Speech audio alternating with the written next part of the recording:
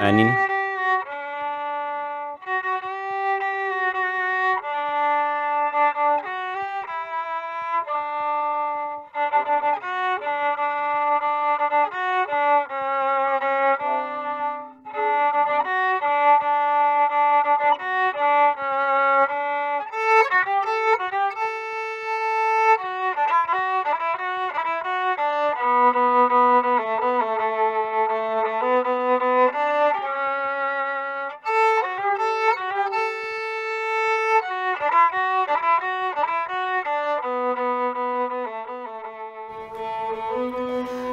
Well, good afternoon and welcome to this live program which is all about Father's Day. Happy Father's Day to all the dads out there, and to those who may feel that, you know, it's good to also acknowledge the fathers who've gone before us and rested. Happy Father's Day to them in absentia. And today we're having a conversation, not so much as a news program, please. Hapa tumeketi kama wazee.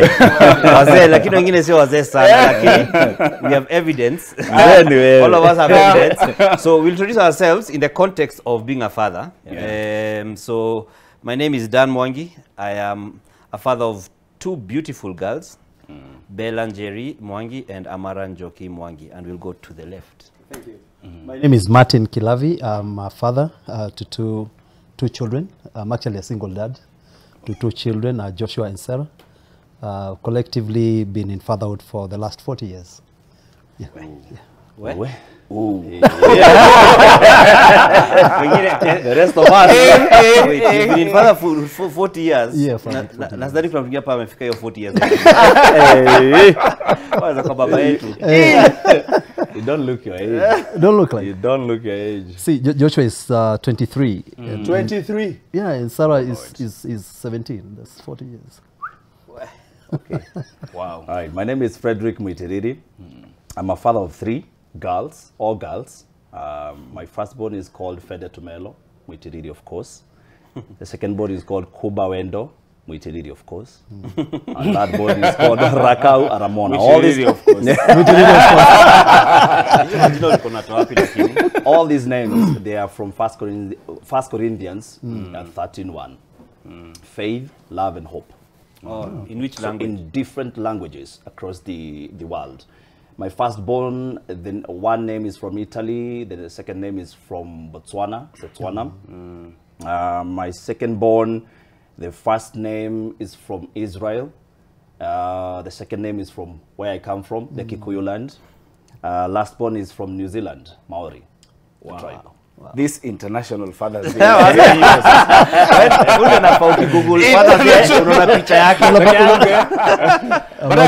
Wendo is Luo though.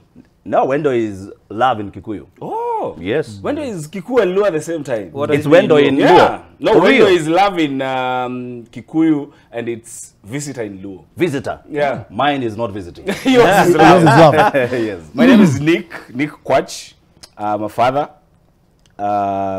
Been fathering for 8 years. I was supposed to say Hey, you're going to show 8 years, and I'm here to speak for the young fathers. Yeah, okay. Yes. Oh, young fathers. So I don't know. Maybe we should have also added my children. My firstborn is 5 years, 8 months. Secondborn is 4 years, 3 months. Waliachana na 1.5 years. Unajua yake. Yako amesema Yeah, 23, 17. 23. And all with special needs. Okay. It's good that I mentioned that. Okay. Yeah. My firstborn will be turning 8 in September. My secondborn turned 5 last week. My thirdborn is turning 3 on my birthday. We share birthday. You share birthday. I think August here, 5th. was that targeted? you know, I mean, story. I can flex that I've been a father for longer. It is well with our souls. No, soon you're getting there. Don't give up. Eventually. Yeah, you'll get there. You know, there's a quote I was reading today about fatherhood being like kukula. Yes. You eat today, you get full, but tomorrow you have to eat again. Exactly. So That's every single day of every of the 40 years that you've been parenting, every single day you wake up to do what you did yesterday again. It's never ending. It's never ending. No. It's like a spiral. Yeah. So what does it mean to you to be a hajatuambia father? was a truck. Huyu jamaa ni mjanja. No, sorry. I said I've been just said it's parenting longer than us. No, I said 8 years. Okay. Yeah, You have one she's child. Yes, a daughter, 8 years. 8 years. Unasubiria nini bro? Maisha ngumu. Nairobi. You know, sometimes you do it one time, then you're not sure if you can do it again. Maybe that's a good place to pick it up. Yeah. What has your fatherhood experience been like? For me, I think fatherhood really intertwined with the purpose for life. If that is what I can say. That I became a father at 22. Yoni mapema ni. 22 ndio best. You ndio best. Hey, Whatever is best, they say. You know, Okay. I think one thing I've realized is if you give birth early, your children will enjoy your youth. If you give birth late, they will enjoy your money. At least this is a lesson I learned. But the experience has been good for me. It has taught me a lot. It was literally the case of someone turning from a child to a grown-up and starting to raise another child at the same time. So it really changed my perception. You know, it's one thing when you're only thinking about yourself through life, and it's another thing when you have to think about yourself and you have to think about someone else as well as you grow. Yes. Yeah, so it's been an interesting experience. Wow. Fred. For me, I'm trying to look for words. It's a mix-up of so many other things. Because I was truly looking forward to fatherhood. When our firstborn came, it was such a joy. But my secondborn, I was very sick. So I didn't even hold her when I wanted to. I was very sick at that time. Our thirdborn, I was so busy with work. So for me, fatherhood is a mix-up of so many other things. But one thing I can say for sure is it's been such an awesome experience. You know, knowing it's no longer about you. That there are 3 other human beings who do not care if you work or you don't work. They do not care if you have money or not. They have to go to school. They do not care if you are fired. At one time I was fired and they are there. And I'm looking at them and wondering, sasa hutu tumutu. You know, it's been an awesome experience. It's something I truly was looking forward to. So I've enjoyed the journey. But it comes with a lot of sacrifice. Because you know now, things that you used to do alone, now you have to consider. You have to consult, You have to really... Sasa hawa toto, Friday nataka kwenda mahali. Wanawachwa wapi? You know? So much that has come with fatherhood. But I've enjoyed, truly enjoyed. Should I go before match or should match? You should go. It feels natural.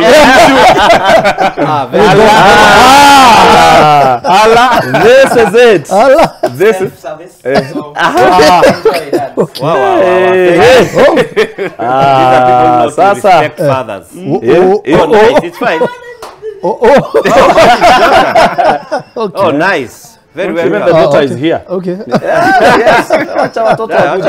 So, you know, first of all, movies show us things that at times are not true. In some cases. So the first time when we got our firstborn in 2017, there was the whole thing of feeling, you know, there's a thing you've seen in movies where the first time you see your child, you get mushy. Oh my God, you know, and life changes. Bro, yes. You come out utasongea hapa. So I know what happened is my wife had to go in for an emergency CS. So it was one of those where I was not allowed to go into theater. So it will take also like 40 minutes or so to an hour for the whole process. I'm like, okay, so I went to the room saying, let me prepare myself. I'll come back in about 50 minutes. I'm a mathematician, so I can average 50 minutes. So the theater was on the 2nd floor of the hospital, and the maternity wing was on 6th floor. So mimi nikapanda elevator nikaenda kushuka. So me I was waiting so that when the baby is being brought out of the theater, I see my child for the first time. Nikama umeenda kuchukua mtoto shule.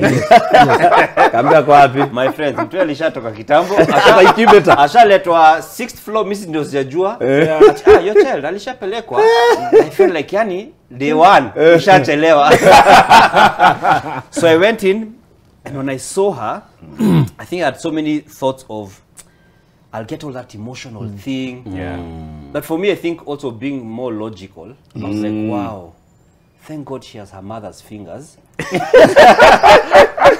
Miyangu ya kuuma on a gari may not be the most pretty thing. So I think for me, it began there where it kind of threw me off. Of all the ideologies we've always had about being a father. Nikaanza from day one. But it's been such a fulfilling journey. Which is the nice thing to say. The truth is there have been some very difficult days. Of course. Which I mean, I guess I'll share as we go along. But it's been, when you look at the struggles that have been there, the headaches you're saying, unafikiria, COVID is here. Okay, fortunately, COVID came with schools being closed, so hakuna fees. You know, but when you think about all the demands, and those people who are like, mi nataka, Baba, will you buy for me this? And I'm like, you know, but when you know how they say that 60% of dads just want silence. Exactly. So when you look at the weight of that, plus the weight of the joy these children bring, I'm not saying it because I'm on TV, but I'm legit happy to be a father. And it's a learning process. Let me tell you, it's a learning process. Let me ask you before we go to him. Do you struggle with the way you are brought up, trying to imitate the way you are bringing up your children? Yes, in a way, because growing up, I grew up not having much of debate with my dad. Where to not, let's discuss, let's agree. My daughter is 5, we're having a discussion. Oh yes, and they're demanding. But Baba, and I'm like, wow, I don't think I'd ever do that like with my dad. Yes. He says something, like we keep laughing with my wife how my daughter will say something, and then my daughter's like, no, and she corrects you. Me, I think the time that I correct my dad, there's a look you get. What's your look? Yes. It's already kiboko enough. You know, there's a look. So there's that struggle of how we interact. Our socialization is very different. I grew up, we're in a different generation of dads where we are more, should I say, emotionally available and attached, and our EQ is a bit higher than Kitambo. Absolutely. Yeah, so I'm like, and the accountability right now from the children is more. By then you would not be allowed to ask, but that is you said. Exactly. If I say, I said it's not okay, don't drink water during the day, then you see me with water. Baba, I thought you don't drink water during the day. No, I wanted to water the plant. Martin, probably you can tell us your experience. Wow. Where do I begin from? One, guys, I'll say is that fatherhood is a privilege. That's how I look at it. It's a privilege from God. It's privileged you to be a father, because fatherhood is not something small. It's not simple. God has entrusted you with lives. Yes. And it's a privilege. However, it's not a walk in the park. The last 40 years has not been easy, but very interesting, I must say. And for my case, it's a bit off because I found myself blessed with children with disabilities. So the whole ball game changed. You know, when we went to the maternity ward, of course, tulikuwa tunafikiria tutapata watoto. But now, 2 years, 3 years, the dynamics are changing. You realize it's not the usual thing. So now you have to make adjustments. Of course, itakuhit. You didn't expect it, you know? Itakuhit. Yes. That's the truth. Yes. Itakuhit because especially if where you were born, your family, you never had disabilities. So it's a first time experience. But again, you pick yourself up and as a father, you take responsibility. I like saying responsibility because ukisha kubali the responsibility that comes with fatherhood. Imagine ikitu in a flow. It's true. This thing is just gonna flow. True. But the moment ukikata responsibility, oh, Nick. But I really it will be so hard. Yeah. that's the experience I've had. I've learned that. Just accept. Like you said when we started this show, this thing would keep on repeating itself. Yeah. There's no head and tail. Yeah. So I think it's an issue of accept responsibility. Yeah. Play the game. And yeah, let's have some fun in it. And as the children grow, you start now seeing the fruits of what you labored for. You know, as they grow, you start. So you're encouraging us. We look forward. I can imagine. Wengine wetu tulikuwa mikora. We fear. No, you will see the fruits. Yeah. After uko mashule zimeisha, now you see the transformation. Yeah, utaanza kufeel fulfillment. That, oh yes, I did it. And it's worth it. It's worth it. It's worth it. I really was interested in asking you, maybe Ask. Talk to us about how kids, you know, help you get and develop unconditional love. Because, you know, there's something that happened to me one time. I had just repaired my phone's screen for 30,000 shillings. Nikafika nayo nyumbani, and then 30 minutes later, kakaangushwa. And I think I was tempted at that moment. You have to show love. You have to show love, even at that moment of pain. Fatherhood. Yeah. One of the ingredients about fatherhood is love. Ever forgiving, ever understanding. Because how long? Guys, you guys will still trouble your parents, your fathers, right? Yes. To date. Yeah. Yes. So, Sure. I mean, ikitu ni endless. Nick, zitavunjwa. But again, me, I feel it's a worth calling, and the fruits are great. Yeah.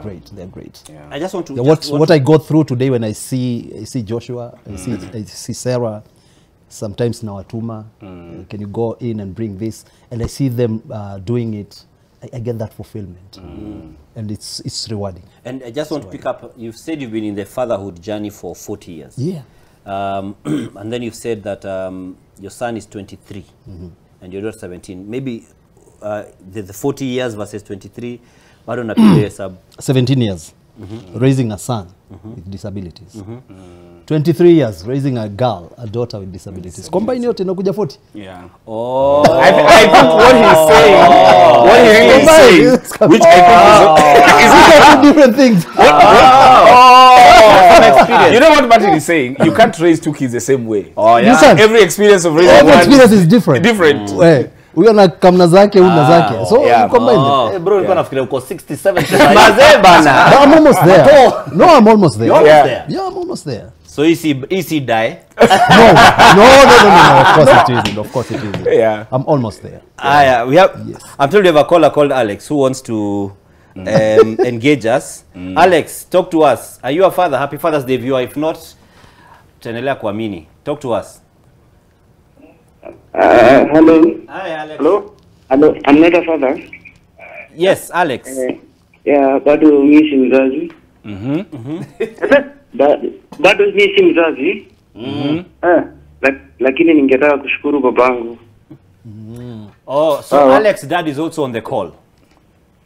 Yeah. Yeah, so tunataka you could share your message to your dad. No, ningetaka kumwambia asanti. Although sijakuwa vizuri, ningetaka pia kumshukuru. Ni asanti. Yanaoneka. Naongea na babangu. Yes. Babangu asanti. Baba Alex, Thank you unamsikia? very much for bringing me up and for being there for me. No. Awesome. Baba Alex is also on the line. Is that okay? Baba Alex, unatupata? I'm not sure that we can get Baba Alex, but at least Alex has expressed himself. Yeah. And we're meant to do a trivia. Yes. But in a quick yes or no way. Ulipanga hii kitu. Mimi sikupanga. But then mimi sijui. So for the benefit of the viewers and everyone, there's a trivia question that is going to be put on the screen. None of us has seen it. Yes. We have just been told by the producers that there's a trivia which is going to be put on screen and we respond to it. We don't like these things, man. You know, as men at times we like certainty. Hii mambo ya predictability. Hii mambo ya kuniambia predictability. So there is the question. The question is, has fatherhood ever made you cry? Many times. Let's Martin is a safe way to start. Has fatherhood ever made you cry, Martin? Many times. So skudanganyi, you guys are gonna cry. Gonna cry many years to come. What are the kind of things that make you cry as a father? Joy. Okay. Disappointments. Yeah, it's a mixture. Asante. You'll cry all tears. Yeah. In this. Okay. Yes, all tears you'll cry. Where? Fred, I am working, boy. I think I'm working. I know, he's ready. My experience as a father is sometimes there is the helplessness. Yeah. That as a father, either the child is sick or there's something that you need to be able to do that you are not able to do. Like, for example, if the child is in pain and you can't be able to take the pain away, sometimes it can get you really emotional. So ushawailia? I mean, nishawai. Which is Because my daughter was very sick and we were so lucky to have her back. But just at that moment, I think flashes of there is a chance that we could lose her. That one was too hard to bear. Yeah. I don't remember crying, so I'll pass on that. Guys, listen. Every father cries. Yeah. Tukubaliane hiyo. Yeah. And you know, si lazima you cry out like this, tears like this. Yeah. Most of the fathers, because we are men, we cry from inside. And that's a reality. Because for you to be called a father, it means that you have carried these children and their mother in your life. So at times, the way it's it may bog you down. Things are not working the way you thought they would work. Of course, that disappointment, we are human. We cry. I think for me, I don't think I have ever cried by way of shedding tears. I'm a believer in crying is not limited to shedding tears. Some people argue. Yes. But I think some of us cry in different ways. You'll find there's someone who's going through that emotional space and they'll just withdraw. They'll be in their own space. And that for me is their form of crying. Because crying, I feel, is a form of expression. That's but ile machozi, I haven't. I have been on the verge of sometimes. But I think, again, my socialization... Why? Verge of? On the verge of... What had happened? So I think part of it was because I remember when my dad passed away last year in January. So around that time I can honestly say I had PTSD because what had happened is my dad passed away on the 4th of January. Then my father-in-law passed away on the 19th of January. So just 15 days apart. So we had actually just buried my dad on a Wednesday. Following Wednesday, my father-in-law passed away. So when we were planning for my father-in-law's send-off, our daughter, the firstborn, fell ill. So you see there, I've got this trauma. I've seen 2 dead people who are very close to me. Then seeing her just in that space, it triggers me. So at that point, I'm like, okay, first, let's just sober up emotionally. Let's get things moving. And I guess also just our socialization of, as a man, Kangumu. Yeah, so I think for me, that's one of the terms I can think of. Also, our second born was born with what they call birth asphyxia, if I'm not wrong. So she had a bit of oxygen issues. So for the first 13 days of her life, she was in ICU. So I mean, to be honest, those 13 days we were very at peace, my wife and I. It's just one day where we were a bit in the woods, but most of the time, actually, to be honest, we watched a lot of Netflix because you cannot sit and watch and stay in the ICU for so long. At a point, they had to induce her into a coma. So we were in the room. Hotspot, you watch, then I go home. So at least the other child can remember kona wazazi bado. So I think at a point, when you're not sure, you're in a point of uncertainty. So when she finally started, after being in a coma, like situation for 72 hours, she said coming to be. Now you could see her moving, finally trying to open her eyes. So it becomes like, yo, she's alive, you know? And when you're told, then you're afraid she might end up getting a lifelong condition. So those moments kind of grab you by the heart. And when she actually was able to latch and breastfeed was a big deal for me, because you're like, someone will take it for granted. You're like, so she had to do a lot of occupational therapy after that. For a year and a half, she was doing anticonvulsants every day. So it was one of those where you get the point of when you know what being a man is. To see jokes. Yeah. And then did you feel like you had to carry the burden of both the pain of the child and the pain of the mother, because sometimes they are emotive as well? In a way, but one thing I'm grateful for. You see the way what's happening. He's recounting the story and already tearing. No. It's the reflection of the light. No, so yeah. I think the beauty of how us guys are, we have a very strong circle of friends and family. Yeah. So it helps with sort of offloading a bit. There are guys who will be deliberate about coming to help carry you over, and we also do the same as much as we're able to. I'm told we have another caller. Yes, James. Ongea na Mwitiriri. James from Buru.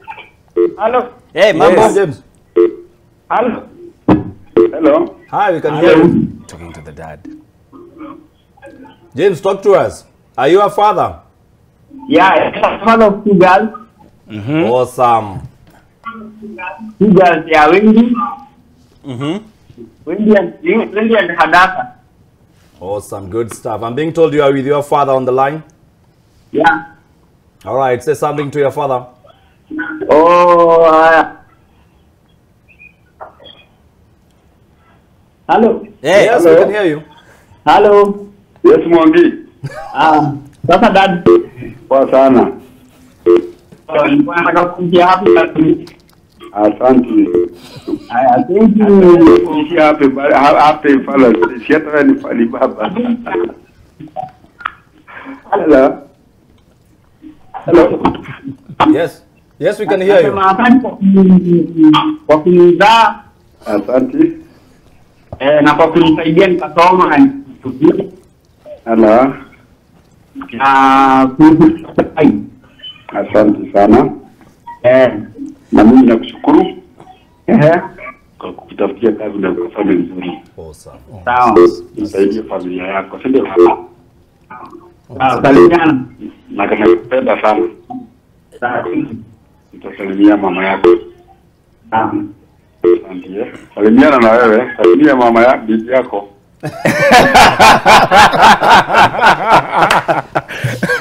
Asante sana James, baba James. Umeona hapo venye una struggle I think he has to be the first father kuambia mtoto wake I love you. Nakupenda sana. Hata nakupenda sounds different from I love you. I'm told we have the next review. We have the next review, yes. Put it on.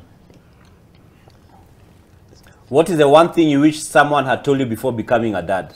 Oh, wow. Let's start with Nick. Nick. Yes, Nick, tuambie. I think bro. Nakula.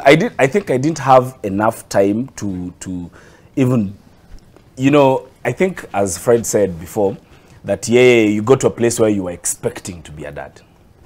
For me, I got expected before I got ready for any kind of, you know, fatherhood. And I really wish someone had told me before, now that I have learned through the ropes, that sometimes what you can give is enough. What you can give. Yes, because sometimes it beats you down as a father when you think that you should provide everything. Yes. That's why there's one day we were having a conversation about why is it that fathers run away from their children? And one of the answers someone gave was, it's because the thought of the burden that is coming is overwhelming. And yet if someone just told you, just including just being there will be enough, things will be fine. I wish just someone told me earlier that things will be okay. That would have been enough for me to keep pushing, because they turned out okay anyway. Yeah, Many years later. Yes. I think for me it's very different, because it's not one thing, because I was never brought up with a father. I'm from a single parent. My mother had 4 children. So I do not have any example of what a father should be and how a father should behave.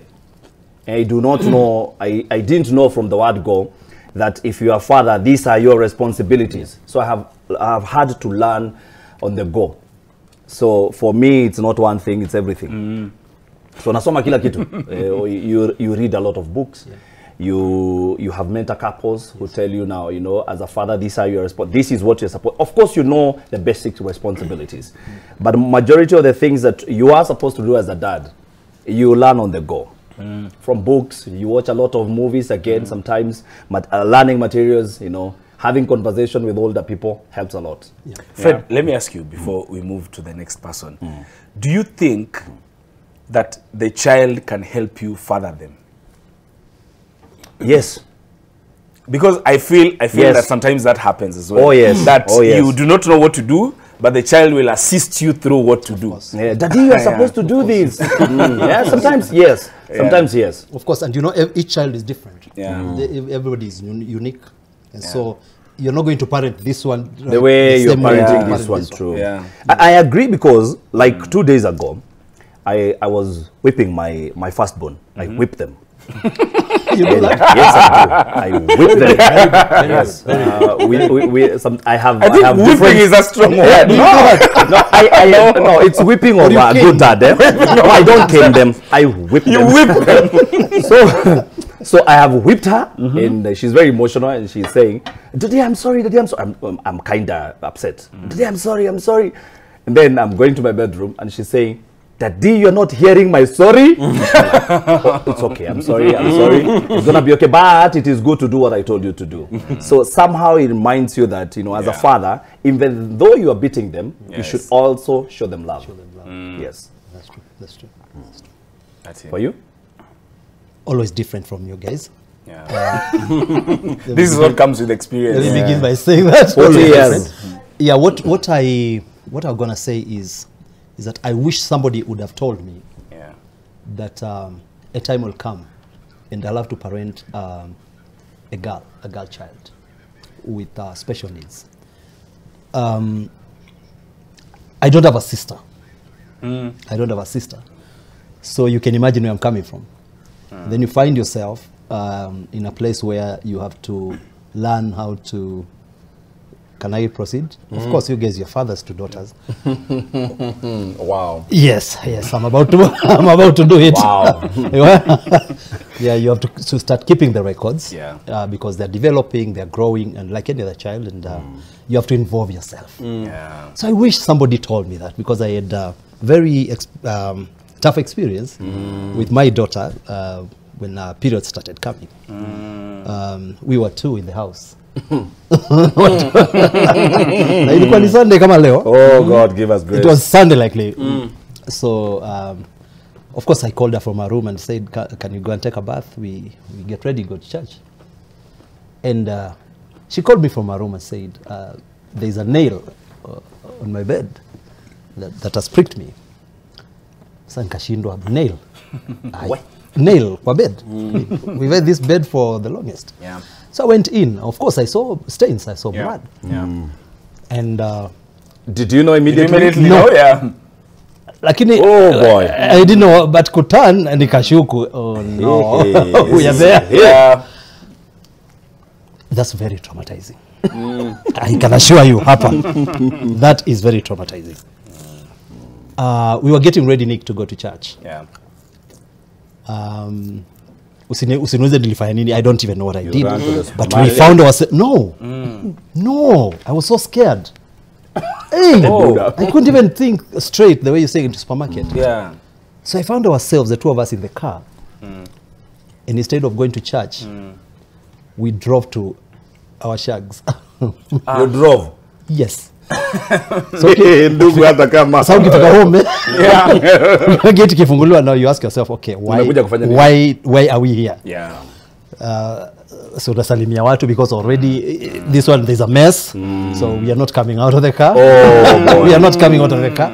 So hey, habari yenu? so So you turn the car. So baby. Yeah, now you begin to sober up. Shock sasa You had imeisha. an experience. Hey, But let me ask you, is it a shared meaning between the two of you in the car that this thing needs to be kept this way, or everyone is handling? everyone is, situation we are not communicating. Yeah. We are not talking. I'm just like driving and looking and saying, okay. Yeah. You see, one, I'm so attached to my children. Yeah. So I didn't know, is she going through pain? Okay, what is happening? Unajua, sishiki, what is happening na mtu hii? Yes. And emotionally, nimekuwa disturbed. And that goes to my mind. Decision making is also poor. Because why am I driving to Shags? Yeah. I mean, I should have called a neighbor or something, you know, but I didn't call. Until nimefika home, that's about an hour's drive.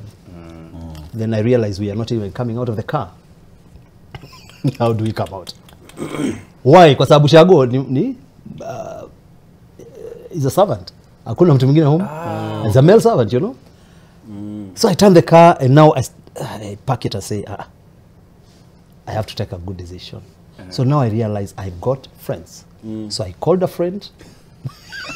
And you have This is after how long? No, that's about 20 minutes. Oh. 20 minutes hapo. Not No, of course, mtu ametoka kwa gari. We can't leave the car. So I call a friend. And then she tells me, her name is Maureen. Yeah. She tells me, okay, that's why you guys are not in charge. I say, yeah. Okay. And ladies, women are good. Women are magicians. You know, it's like she picked the whole load out of my neck. Just like that. She told me, okay, fanya hivi, just drive to the market. Ingie kwa shop. Yeah. Kingia kwa shop iko na mama. Just give the mama your phone. That's it. That's all you did. And I just went. I'm being told we have a caller. Yeah. Probably could pick the call. Yeah, and then, Yeah, and then we proceed. Hey, how are you? Hi, Mama Catherine. Ujambo? Habari ya leo? Kwema kabisa. Sijui unataka kutuambia nini sisi ama kuna baba yuko karibu nataka kumwongelesha? Sisi na baba naona najua mimi ni chama cha NDC. Kwanza wewe kabisa ndio napendanga wewe ukiwa sisi. Nani huyo? Nani? Huyo mwenye anaona television. Asante sana mami. Naona tu ukiwa kwa taarifa mimi sitoki ukiwa kwa siasa kutokea saa hizi. Mimi niko hapa baba na baba. Asante sana. Asante sana. Asante sana Mama Catherine from Nandi County. Briefly before we go to the next thing, because I'm told we are not doing too well on time, but the question was what I wish someone told me before I became a father. Yes. I don't even know, man, to be honest. After about it, I'm like, I don't know. And because I think even if I was told, you wouldn't be ready. You would not be ready. You can never be ready. There are things you I was can never told. be ready.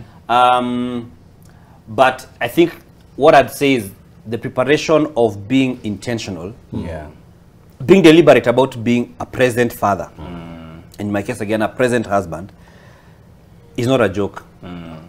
Briefly, I'd say like when we had our first child, and because a lot of my experiences are especially at the very beginning, our daughter couldn't keep food down kabisa, so there's like a valve here that was not fully functional, so regurgitation was serious. So she even had to go to HDU at a point when she was a month old. And so at a point she had to be held. When she's sleeping, she has to sleep upright. So when she's been, we're putting her to sleep, we had to make sure that she's upright. You try and hold her, then now at a point that you put her down, ni kama najua. So kuna watu wanakuambia, oh yes, someone told you, listen to people but sieve what you pick. What you take. Because people are like, usizoeshe mtoto mkono, usimzoeshe mkono. Me, I'm like, my friend, I'm the one who's going to lose my mind in this house. So unashika huo mtoto. After some time you put her down, 5 minutes azishi, she's up. So at a point, guys, when I resumed work, because I did 2 weeks of paternity leave, then I had 2 annual leave weeks. So for a month I was out. So when I resumed work, I used to get back home. And because this child has to sleep being held, we bought what is called a toto wrap. Big kitamba yenye unafunga around you ndio unafunga mtoto hapa. Now my wife has done a CS, so she's still healing, so she can't do that. Can't hold her. So after a long day at work, I'd go home, go freshen up, naeka mtoto hapa, unamfunga. We used to sleep in the sitting room, where we can have the couch and I can put pillows. So my wife sleeps on one, I sleep on the other one with the baby here. It kind of feels like you're pregnant. Unasikia mtu anasonga pale.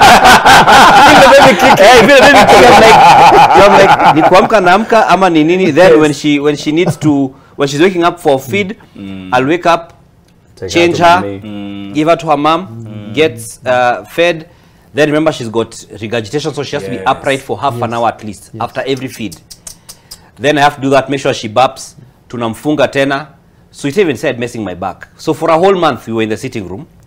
So there are things, when if someone told me, you wouldn't be still. We are going to the trivia 3 right now, but I just want to know, do you feel like these things make your bond stronger? Oh, yes. Of course, of course. Oh, yes, it does. As in, for me, I was like, wow. So for both of them, because they both had different situations, it actually gave us the opportunity to bond in a way that I didn't think. Because I remember the time when now my wife now effected the decision to move our first one, for instance, to the other room. I came from work one day and I find that yuko hapa, akole room ingine. I felt some type of way. We had agreed, but I'm like, mbona ametolewa hapa? Hata kama ni amshanga na nifanya nisilale kwa ofisi na siakani kuna eye bags on air. Yes. I'm like, felt like a breakup. Yeah, like a breakup. I'm like, don't leave.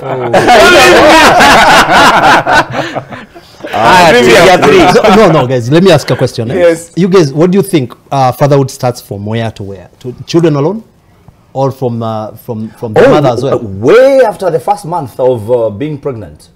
I think it started. So you're a father to who? You're giving fatherhood to who? To the children or What do you mean? What do you mean? Maybe I'm a small I think this question is bigger than we think it is. We should think about it as we do the trivia. Okay. Then we come back. Okay. That's cool. To begin your trivia. Were you present in the ward during the delivery of any of your child, and how was it? For me, I wasn't. I was outside. I think where I went. Outside the ward or outside the hospital? No, they were outside the ward. I waited where she was coming to, kwa kitanda yake. Because the hospital itself does not allow anyone who is not just the mother inside the delivery room. So for me, it was easy. I don't think I could have taken it. I'm very poor with blood. Yes. I was ready. You are ready? Wow. I was ready to go in until it became emergency CS. So I told, the policy there, I'm not allowed. Policy. Yes. So you only find it I I think so because all my children were CS. I think so mine was not strange, unique, or if I might say, because then I was not there when the water broke, the baby was going to be delivered. Yes. But then I was called in and I had to go in very early in the morning. So when I came, she had already delivered. But she was in the recovery space. But what I saw in the recovery space and with the others who are about to deliver, I was like, I shouldn't have come. Because then it puts you in this position where you're like, this pain, it's because of me. Like it's and it's a lot. It is. For you? No, back 40 years ago, Kenya was not there. We were never allowed to visit or to be in those rooms. So basically, I never got a chance to. We used to wait. Hata tunakuja too late. But where? Yeah. No, we just come to the normal ward later. When all this ordeal is done. All right, nice. If you had the chance, would you? No. No. I am not doing that. I don't think I'm doing that. A friend of mine who kept telling me, by the way, there is no trophy in being there. I'm telling you. I don't think you know at times we give ourselves pressure, and I think also because a very ideal picture painted in movies, modern, and a lot of narratives around. He was there. He was through it all. So you feel as a guy, if you are not there, you failed. You failed as a man. I know a guy who is very aware of himself. His anxiety levels go through the roof.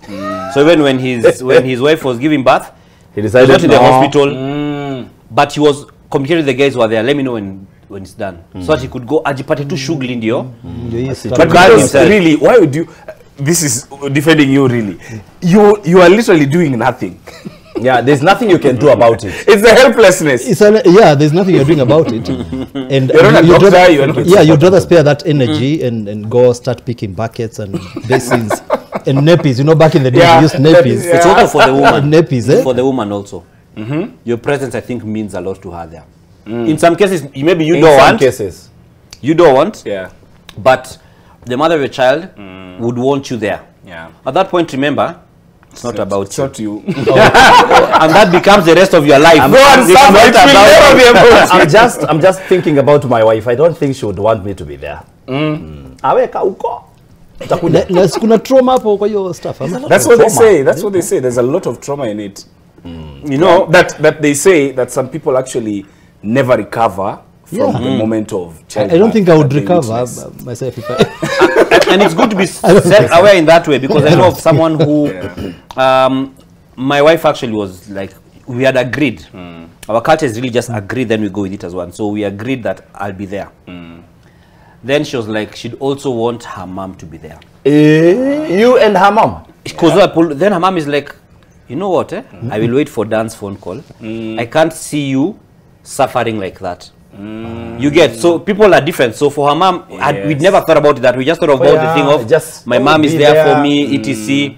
But it also opened my mind to the wisdom that was there of, the pain. Imagine me not being there does not mean I love you any less. Yeah. It does not mean I am not supportive. Yeah. It does not mean, there's so many things that I guess the modern world has kind of painted for us that you are not there. Sounds like what deadbeat. You'll be there for the rest of the years. Yeah, I think there's another trivia. Yeah. The last trivia, I hope it is not incriminating.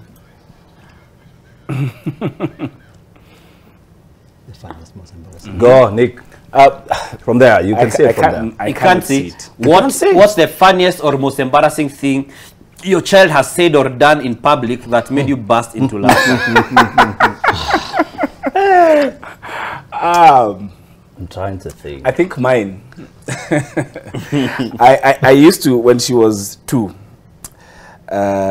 you know, at this stage they're just learning to speak, and I used to have this vest that used to have like a Coca-Cola written on it. So one day I'm just seated with other guys, and then she comes running, "Oh, Daddy, I'm a soda." And then it was embarrassing and also interesting at the same time, because then she has made the connection between what this brand means and what it is, what it actually is. Oh yeah. So it was very interesting for me. Amongst other things, embarrassment never stops. Then I can see how you guys are thinking. Which one? Which one of the Because there are many. You know, they say when you're a father to a 2-year-old, a 2-year-old is like a blender without a lid. Oh, what? So it's a mess everywhere. It's a mess everywhere. I don't know. I can't think of any. I'm not saying that my children are, but they are pretty well, you know. I'm really trying to think. None comes to mind. Me too. Even the small ones. The small ones, like And just saying repeat the something. trivia. How did it go? Yeah, The let's most put it- The most Embarrassing- embarrassing situation, you know, she has said or Yeah. they have said in public. Oh yeah. I have one. You have one? Already, Tell I us. have one. Yeah, I have one. We went to. It was a public place. Actually, it was a function. And then she screamed and told me periods are here. And I was like, what do I do? Kwanza hata ilikuwa ni church. Wedo. Kwa ni wedo hapa Imara. And yeah, it was very interesting. It was very interesting. It was very interesting. And Fred looks like he's about to call and ask. I can't remember. And it was there. It was real. It was real. I can't And recall. I think mine is just, like I said, the small ones. Mko mahali birthday party, mtoi akakuguza keki. Stop. You're like, Mtu anafanyika kasi heshimi wangu hii. Unajua those ones. And a thing I learned from a number of guys around me, at a point we give so much pressure to kids to be adults. yeah. Imagine yeye ni mtoi. Yes, Yeah. that's what kids do. That's what they do. But you're like, why would you do that? And I'm like, well, as an adult, I wouldn't. But mtoi, I mean, it's a balance. It's a very tricky balance of how do you teach them to be obedient and to be disciplined, Yes. but still not And be themselves. Yes, adulting on a child when she's 3. Yeah. My second born is 4 years. We have kuvurugana every so often. Amid all our love, but sometimes I have to remember myself. By the way, even her sister was here. We had the same kind of situations. But how do we then like draw that line that I'm raising her to be disciplined, or both of them to be disciplined, and but I'm also not forcing them to be adults. Because like our second one is very active. She's bold. She'll do many things. So she's one of those who we've took up her. What on cheza in a punch like. Where is Amara? Just want to make sure she's somewhere that can be seen. Yeah, and that really brings me to the very interesting point. When Fred spoke about whipping the child, we had a reaction. All of us, like, you guys don't whip. No, so that the word whip is what we are not sure about. I don't know what definition of whip is. So what got whipping. Whipping the child of the Christ. No, it's just disciplining. In essence, it's just Let's be polite and use discipline. Yeah. But whipping is a bit kuna aggression kakwa. we take the last call and then we come back to the whipping. Whip that child. Who do we have? Morioki. Moregi, talk to us. Yes. Yes, Moroki. Yeah, I've waited a lot. I was saying, when the was talking, he should be in jail now. Should be in jail now. Why? Why? Jail? For violating the Children's Act. Of The Children's Act. You're whipping. Whipping. Act does not allow anyone to a child. Number 2. Hello. Yes. Number 2. When will there be a grandfather's day? Because you are young and you don't have experience of bringing up children. When will there be a grandfather's day? Are you a grandfather yourself? We could reach out to you and one day have a conversation with you on set. Hello. Morioki, Yes. you're a grandfather yourself? Yes, I am. We can reach out to you, and when we have another conversation like this, we'll make sure we have you on set so that you can also share your nuggets of wisdom with us. Yeah, but I want to share this aspect also so that the day can be more interesting. Yes. Because they have different experiences from you people. You know, Yes. mine, I'm now a grandfather. They have grown up and they have grown-up children. Yeah. So when can we have share a conversation?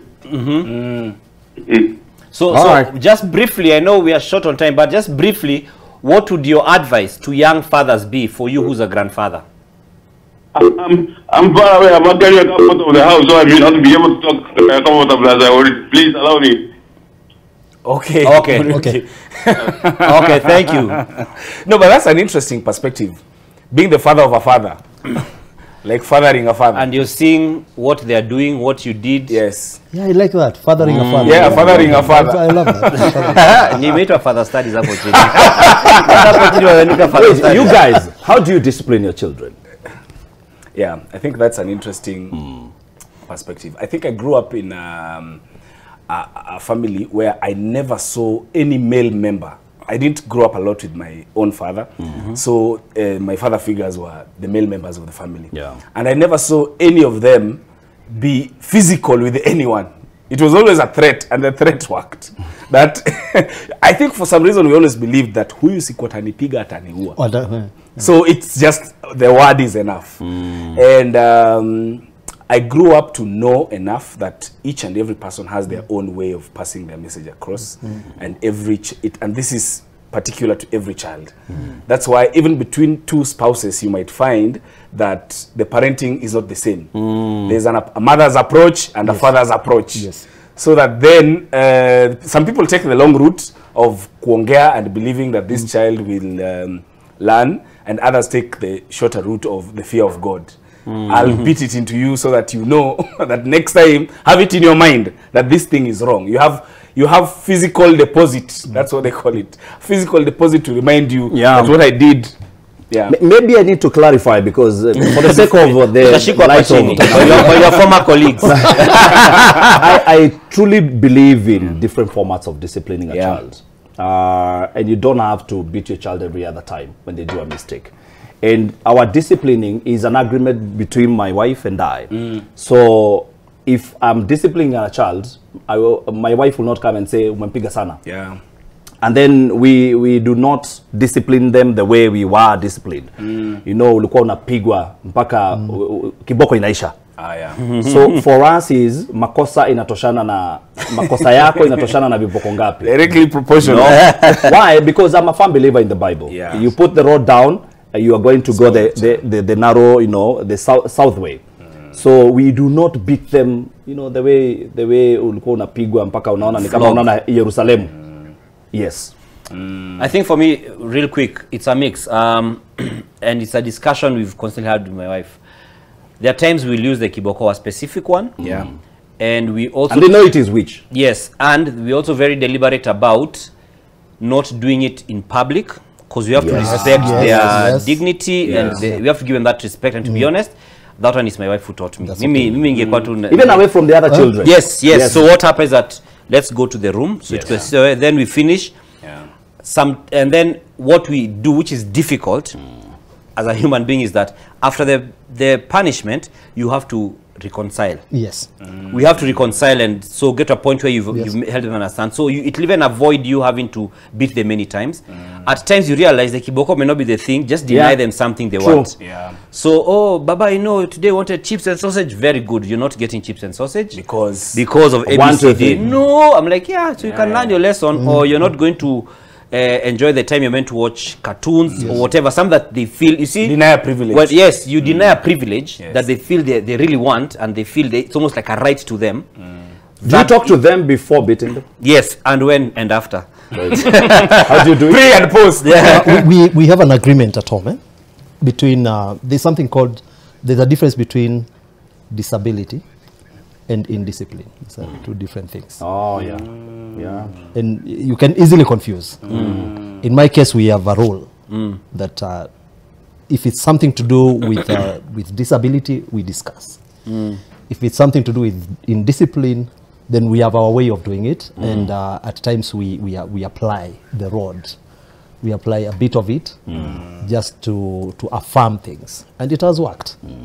Yes, it has worked. It has worked. There's a balance. Of course, you're not going to hit a child until maybe you break their limbs or something. Yeah, it's not hatred. Yes, not hatred. Yes. And after that, it's important for you to sit down with them after the crime and explain to them that you still love them, and you are dealing with the indisciplined part, not him or her as a person. We were together, we were dealing with whatever wrong makosa. Ni makosa yule. Naambiwa tufunge hiki kitu sababu tumezungumza kwa muda. We go home. Asante sana. But I have a question. One final But I have a question. You do. We will. Tunaambiwa 10 seconds. 10 seconds. 10 seconds. Yes. Mine is all the mothers. Motherhood is the doorway to successful fatherhood. So help us. Hiyo amesema. Okay, my parting shot. Fatherhood is not limited to the children that you brought forth. Their mother, you're also a father to their mother as well. So don't exclude her when you're talking about fatherhood. Children. Wewe uko na hekaya za Yeah, my closing remark with a lot of No pressure. You will learn a lot of fatherhood through even the mother of your children. Yes. My wife has taught me a lot of things about fatherhood. She's never been a father, will never be. But I've learned a lot. A lot of the lessons I've learned about fatherhood through my wife. So never downplay the value of the mother of the children. There's an element of heart that she has. Yenye wewe hauna. Imefungia hapo Fred. Asanteni sana. Thank you so very much for watching this show. We're just talking about fatherhood with this crew. Kwa wote ambao wametazama, asanteni sana. Kwa wazazi wote ambao ni wazee, nyinyi ni watu wa maana sana. Kwa wewe ambao unatarajia kuwa mzee, kuwa baba, wewe ni mtu wa maana. If you are grandfather, you are very important and we appreciate you. From NTV tunasema kwaheri kwa muda, tuonane kwenye taarifa zetu za baadaye. Ndugu, tupigie wimbo, tatupigia wimbo? Tupigie wimbo jamani. Thank you everyone. Thank you, Paul.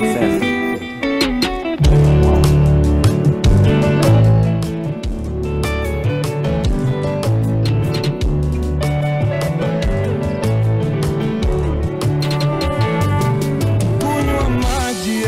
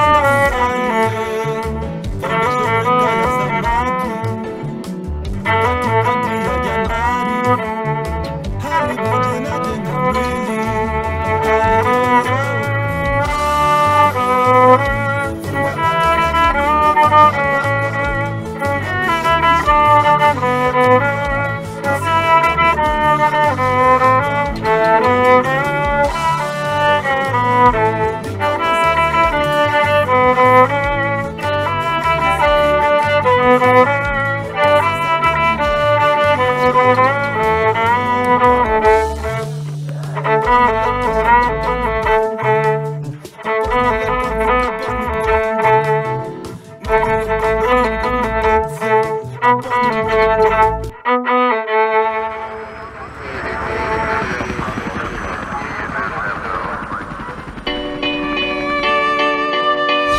nås vi av nyheten att det svenska succébandet Swedish House Mafia lägger ner. Medlemmarna som arbetat tillsammans sedan 2005. There was a time I used to look into my